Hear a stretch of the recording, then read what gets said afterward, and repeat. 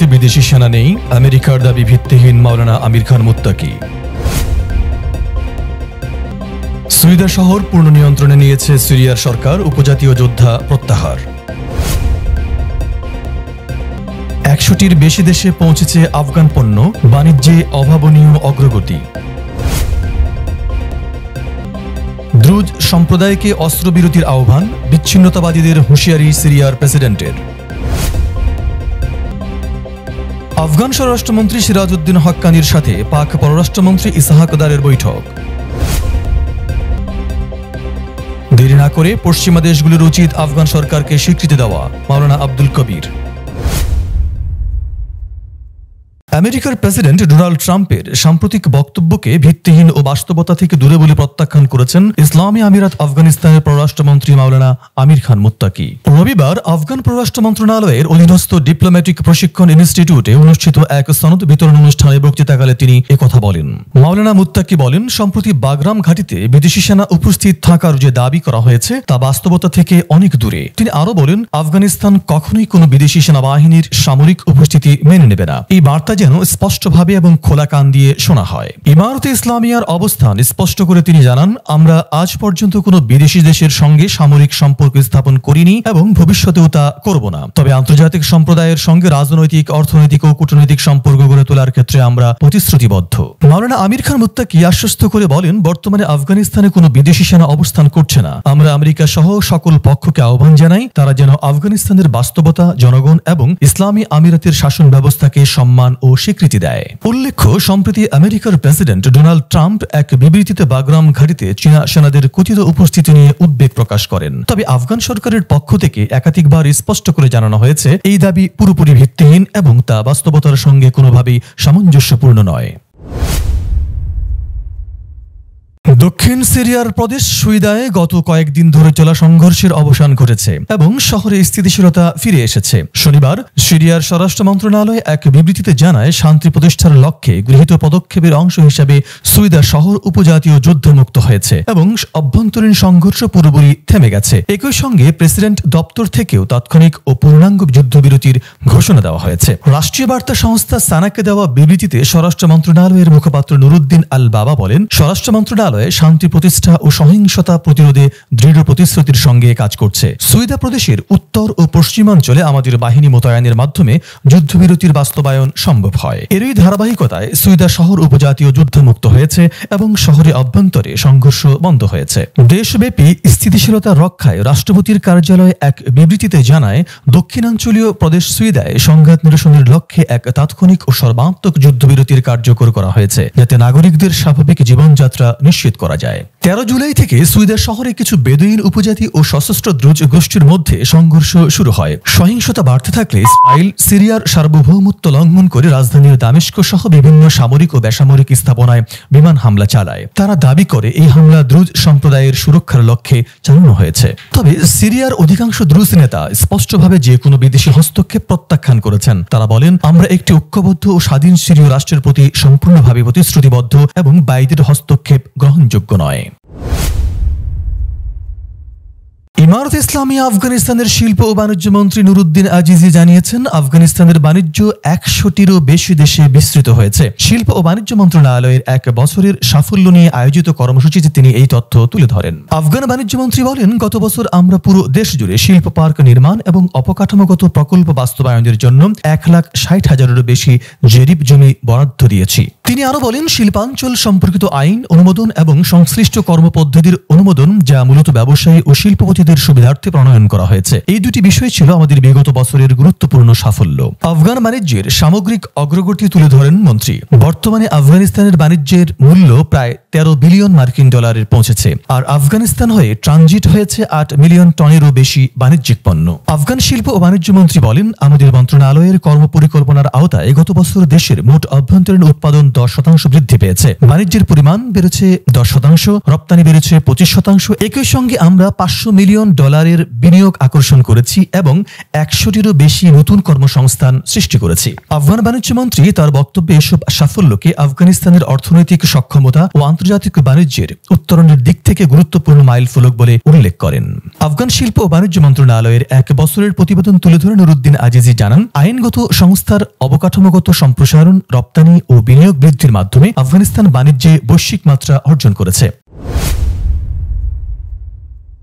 সিরিয়ার দক্ষিণাঞ্চলীয় প্রদেশ সুইদায় সম্প্রতি সংঘটিত রক্তক্ষয়ী সংঘর্ষ দেশটির অভ্যন্তরীণ স্থিতিশীলতাকে গভীর সংকটে ফেলেছিল। একদিকে বিচ্ছিন্নতাবাদীদের তৎপরতা, অন্যদিকে ইসরায়েলি আগ্রাসন, সব মিলিয়ে পরিস্থিতি উত্তপ্ত হয়ে উঠছিল চরম মাত্রায়। এই ভয়াবহ প্রেক্ষাপটে সিরিয়ার প্রেসিডেন্ট আহমদ আল শারা আল জুলানি সরাসরি জাতির উদ্দেশ্যে ভাষণ দেন। শান্তি, ঐক্য ও সার্বভৌমত্ব রক্ষার বার্তা দেন তিনি। শনিবার দেওয়া ভাষণে প্রেসিডেন্ট জুলানি সুইদা প্রদেশে সহিংসতা বন্ধের আহ্বান জানান। ইসরায়েলি হস্তক্ষেপ ও বিচ্ছিন্নতাবাদীদের তৎপরতার বিরুদ্ধে হুঁশিয়ারি উচ্চারণ করেন তিনি। প্রেসিডেন্ট জুলানি বলেন, আমি আরব গোত্রগুলোকে আহ্বান জানাচ্ছি যেন তারা সুইদায় পূর্ণ ও তাৎক্ষণিক অস্ত্রবিরতির বজায় রাখে।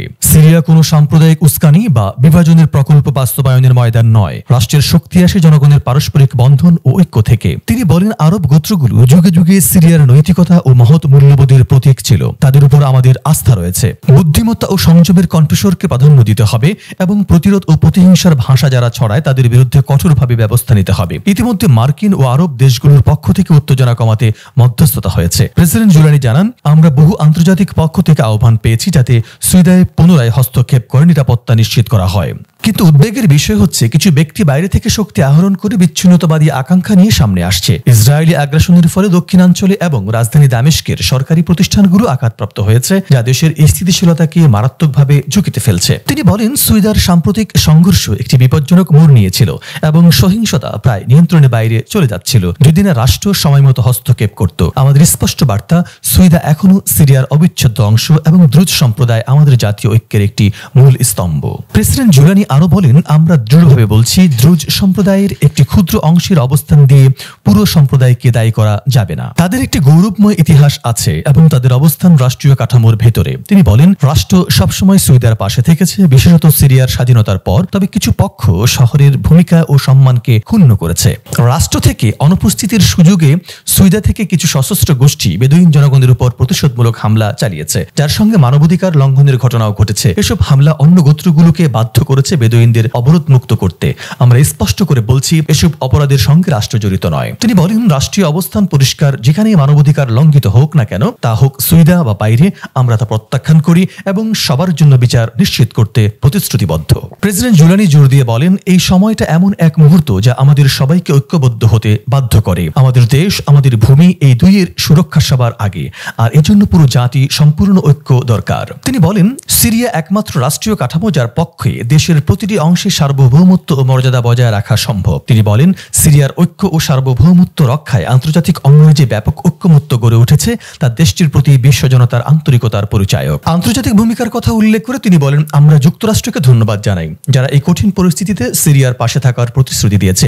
একই সঙ্গে ইউরোপীয় ইউনিয়ন, রাশিয়া ও চীন বারবার ইসরায়েলি হামলার বিরোধিতা করছে এবং সিরিয়ার সার্বভৌমত্বের প্রতি সমর্থন জানিয়ে কঠোর অবস্থান নিয়েছে। তিনি বলেন, গত কয়েক মাসের ঘটনাগুলো প্রমাণ করে দিয়েছে সুইদার সব সম্প্রদায়ের মানুষ রাষ্ট্রের পাশে আছে এবং বিভাজনের যে কোনো প্রকল্প প্রত্যাখ্যান করেছে। প্রেসিডেন্ট জুলানি বলেন, সিরিয়া প্রতিশ্রুতিবদ্ধ দেশের সব সংখ্যালঘু সম্প্রদায়কে রক্ষা করতে এবং যারা মানবাধিকার লঙ্ঘন করছে তাদের জবাবদিহিতার আওতায় আনতে। তিনি বলেন, আমরা সুস্পষ্টভাবে জানিয়ে দিচ্ছি, সুইদা থেকে হোক বা দেশের অন্য কোনো প্রান্ত থেকে সব ধরনের অপরাধ ও অনিয়মের দায় আমরা অস্বীকার করছি। আমরা চাই ন্যায় বিচার প্রতিষ্ঠা হোক এবং আইন প্রয়োগ হোক সমভাবে। এই স্পর্শকাতর মুহূর্তে শান্তির কণ্ঠকে সামনে আনতে হবে। বিবেকবান ও প্রজ্ঞাবানদের জন্য জায়গা খুলে দিতে হবে যাতে তারা জাতিকে সঠিক পথে এগিয়ে নিতে পারে। শনিবার সকালে সিরীয় প্রেসিডেন্টের কার্যালয় জানায়, সুইদায় অবিলম্বে সর্বাত্মক অস্ত্রবিরতি কার্যকর হয়েছে। সব পক্ষকে সহিংসতা ও সংঘর্ষ থেকে বিরত থাকতে বলা হচ্ছে এবং নাগরিকদের সুরক্ষায় নিরাপত্তা বাহিনী বিভিন্ন এলাকায় মোতায়েন করা হয়েছে। আমেরিকার সিরিয়া বিষয়ক বিশেষ দূত টম বারাক জানিয়েছেন, ওয়াশিংটনের সহায়তায় ইসরায়েল ও সিরিয়ার মধ্যে অস্ত্রবিরতির চুক্তি হয়েছে। এতে তুরস্ক, জর্ডান এবং অন্যান্য প্রতিবেশী দেশও সমর্থন জানিয়েছে। ইসরায়েলি সম্প্রচার সংস্থা জানায়, যেসব ইসরায়েলি দ্রুজ সদস্য সীমান্ত অতিক্রম করে সিরিয়ায় প্রবেশ করেছিল তাদের সবাইকে ফেরত পাঠানো হচ্ছে।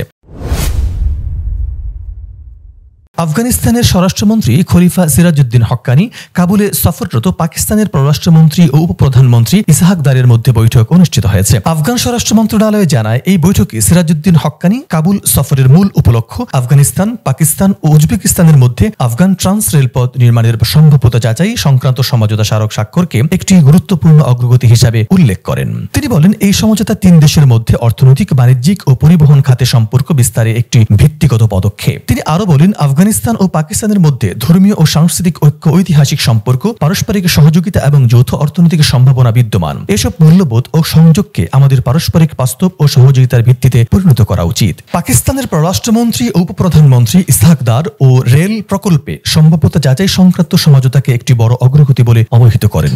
তিনি আফগানিস্তান ও পাকিস্তানের মধ্যে বিদ্যমান ঐতিহাসিক সম্পর্ক, ভালো প্রতিবেশিত্ব এবং আরও উন্নত সম্পর্ক করার উপর জোর দেন। বক্তব্যের শেষে তিনি বলেন, আমরা চাই আফগানিস্তান ও পাকিস্তানের মধ্যে বাণিজ্য, ট্রানজিট, নিরাপত্তা ও রাজনৈতিক সমঝোতার ক্ষেত্রে টেকসই ও গঠনমূলক সহযোগিতা গড়ে উঠুক।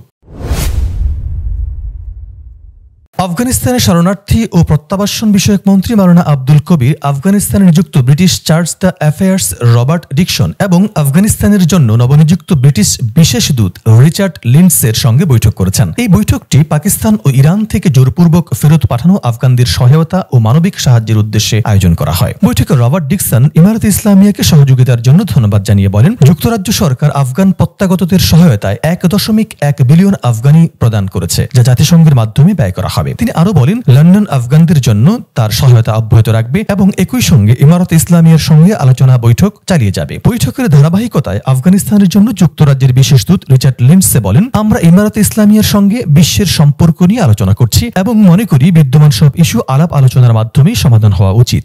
ব্রিটিশ কূটনীতিকদের স্বাগত জানিয়ে মাওলানা আব্দুল কবির বলেন, ইমারত ইসলামিয়া আফগান প্রত্যাগতদের সেবায় প্রতিশ্রুতিবদ্ধ এবং এই মুহূর্তে সীমান্তে তাদের জন্য প্রয়োজনীয় সেবা সরবরাহ করা হচ্ছে। তিনি আরো বলেন, আফগান প্রত্যাগতরা যাতে তাদের নিজ অঞ্চলে স্থায়ীভাবে বসবাস করতে পারে তার জন্য জরুরি সহায়তা প্রয়োজন। এই মানবিক সহায়তাগুলো যেন রাজনৈতিক উদ্দেশ্যে ব্যবহৃত না হয় সেটি খুবই গুরুত্বপূর্ণ। মাওলানা আব্দুল কবির বলেন, আমি প্রত্যাগতদের জন্য পুনর্বাসন নগরী নির্মাণে যুক্তরাজ্য সরকারের সহযোগিতা কামনা করছি।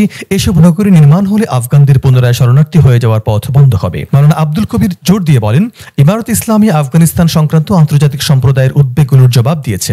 এখন ব্রিটেন সহ পশ্চিমা দেশগুলোর উচিত ইমারত ইসলামিয়াকে স্বীকৃতি দেওয়ার ক্ষেত্রে আর বিলম্ব না করা।